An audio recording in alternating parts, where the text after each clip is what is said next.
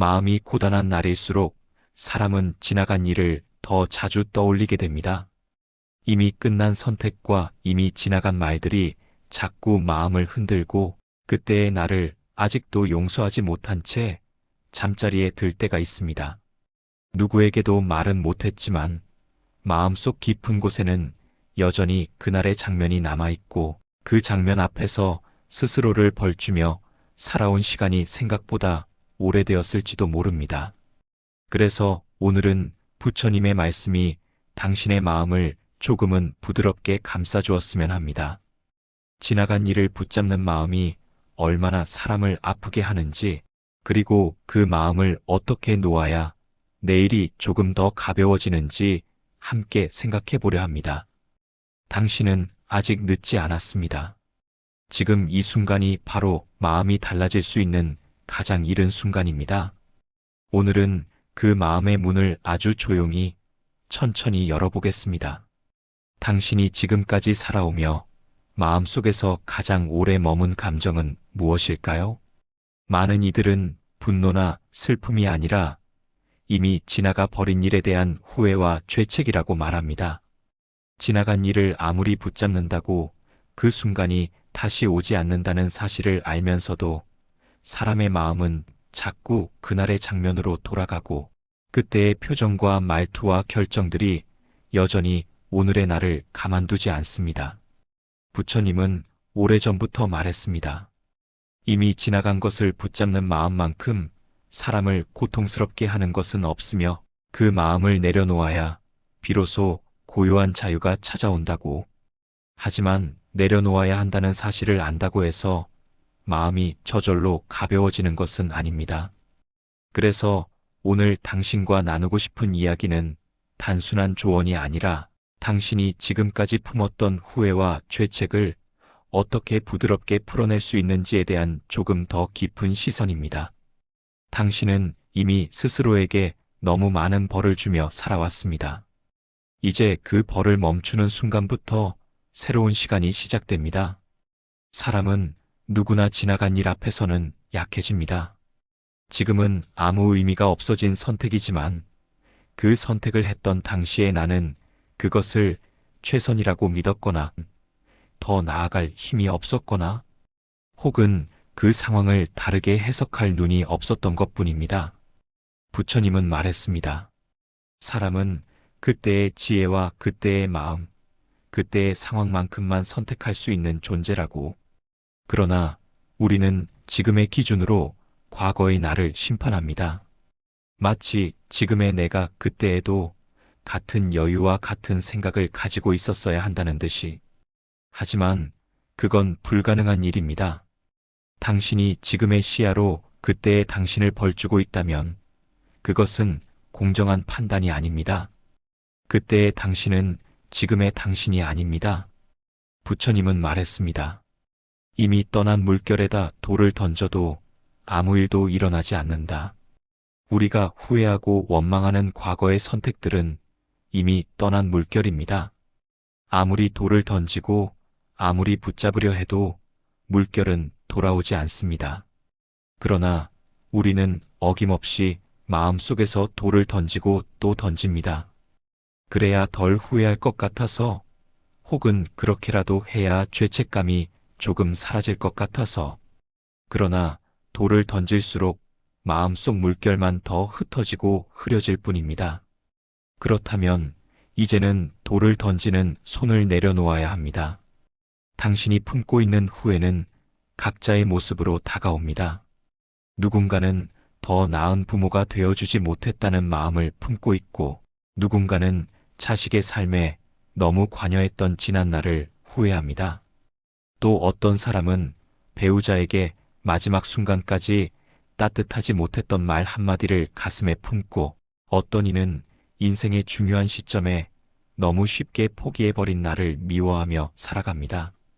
당신이 무엇을 후회하고 있든 그 감정의 뿌리는 하나입니다. 그때의 나는 더 잘할 수 있었어야 한다. 하지만 부처님은 말합니다. 인연이 갖추어지지 않으면 꽃은 피지 않는다. 다시 말해 그때의 상황은 당신에게 다른 선택을 허락하지 않았습니다. 마치 아직 햇빛도 바람도 충분하지 않은 상태에서는 꽃이 피지 않듯이 그때의 당신은 그럴 수밖에 없었던 인연 속에서 살아가고 있었던 것입니다. 부모와 관련된 후회는 많은 사람에게 깊은 상처로 남습니다.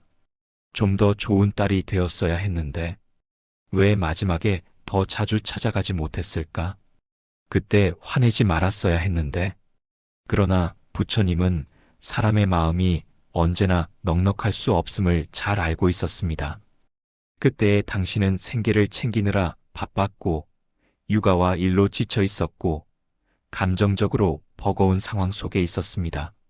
어떤 순간에는 여유가 없었고 어떤 날에는 마음의 공간조차 없었습니다.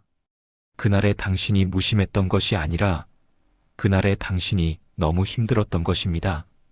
당신의 부모도 그것을 알고 있었을 가능성이 큽니다. 사랑하는 사람은 상대의 마음을 모른 척하지 않습니다. 부모의 마음은 더더욱 그렇습니다. 자식과 관련된 후회 역시 깊습니다. 너무 엄격하게 키웠나? 너무 방치했던 건 아닐까? 그때 다른 말을 해줬어야 했는데. 하지만 부모라는 역할은 늘 정답 없는 역할입니다. 누구도 완벽한 부모가 될 수 없습니다. 부처님은 말했습니다. 사람은 자신이 가진 만큼만 줄 수 있다. 당신이 준 사랑은 그때의 상황 속에서 최선을 다한 사랑이었습니다. 때로는 서툴렀지만 그 서툼 속에도 사랑이 있었고, 때로는 과했던 관심도 사실은 불안과 걱정 속에서 나온 사랑이었습니다. 자식을 위한 마음이 늘 정답을 만들어내지는 못하지만 그 마음이 잘못된 것은 아니었습니다. 부부 관계에서의 후회도 많은 이들을 괴롭힙니다. 서로에게 상처 주었던 말, 마지막 순간에 지키지 못한 다정함, 혹은 너무 오래 참은 침묵. 하지만 부처님은 이렇게 말했습니다. 사람은 마음속 고통을 통해 성장한다. 부부 사이의 갈등은 실패가 아니라 성장의 일부입니다.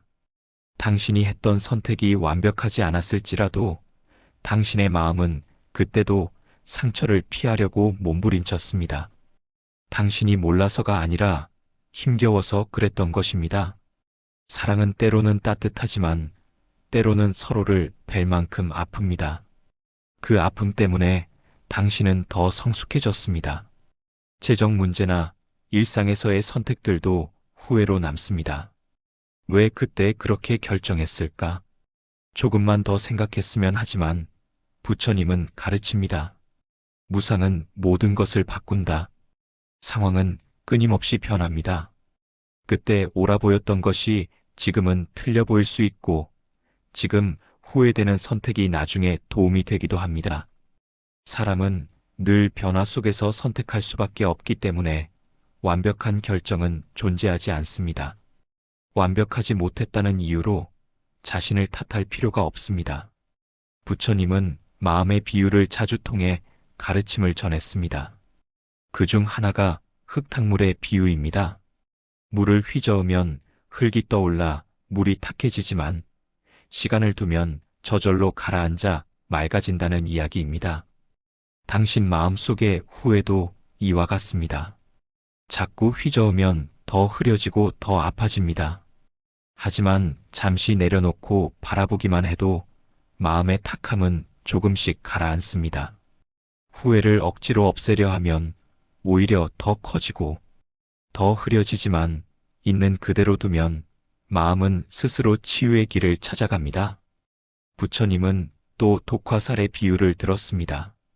누군가 당신에게 독화살을 쏘았다면 가장 먼저 해야 하는 것은 그 화살을 뽑는 일이지 화살이 어디서 왔는지 누가 쏘았는지 따지는 일이 아닙니다. 이미 맞아버린 화살 앞에서 원인을 찾느라 시간을 쓰면 독은 더 퍼져 몸을 해칩니다. 후회도 마찬가지입니다. 왜 그런 말을 했을까? 왜 그 결정을 했을까? 왜 그때는 몰랐을까? 이런 질문들은 이미 지나간 화살을 붙잡고 원인을 따지는 일일 뿐 치유에는 도움이 되지 않습니다. 중요한 것은 지금의 고통을 덜어내는 일입니다. 화살을 빼듯 후회를 내려놓는 일입니다. 또 하나의 비유는 연꽃입니다. 연꽃은 진흙에서 피어나지만 진흙에 물들지 않습니다. 진흙은 더러움의 상징이 아니라 연꽃이 피어나기 위한 조건입니다. 당신이 지나온 상처, 후회, 죄책도 마찬가지입니다. 그 경험들 속에서 당신은 피어났습니다. 그 진흙을 지나오지 않았다면 지금의 깊이와 지금의 성숙함도 없었을 것입니다. 그러니 진흙을 미워하지 말고 그 진흙에서 피어난 당신의 마음을 바라보아야 합니다. 후회는 당신을 더럽게 하지 않았습니다. 오히려 당신을 피어나게 했습니다. 부처님은 말했습니다. 당신은 당신이 생각하는 것보다 훨씬 더 많은 인연을 견뎌낸 사람이다. 우리는 자신이 겪은 상처를 너무 가볍게 여기지만 실제로는 그 상처들 사이에서 수없이 무너졌다가 다시 일어났으며 그 과정 속에서 지금의 당신이 만들어졌습니다. 후회는 당신을 무너뜨린 것이 아니라 당신을 다시 세운 과정이었습니다. 우리는 흔히 말합니다. 시간이 지나면 괜찮아진다.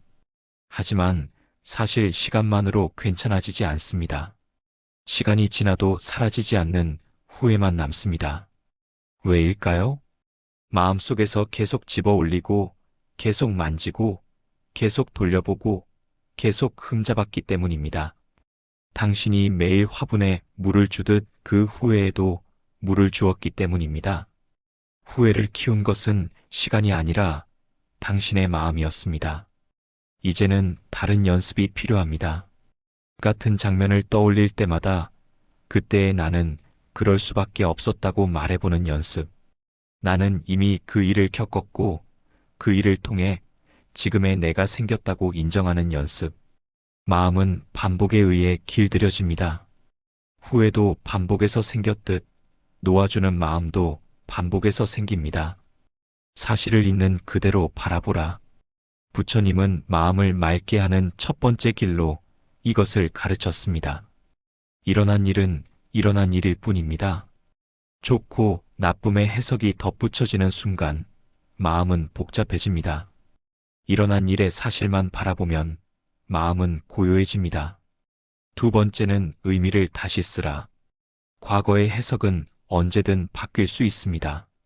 그때의 말, 그때의 선택, 그때의 표정이 지금의 당신을 더 단단하게 만들었다면 그것은 실패가 아니라 성장입니다. 의미를 다시 쓰는 순간 같은 기억이 다른 빛을 띱니다. 세 번째는 기억을 내 인생의 일부로 받아들이라. 기억을 없애려 하면 더 깊이 새겨집니다. 그러나 기억을 인정하면 그 기억은 더 이상 당신을 해치지 못합니다.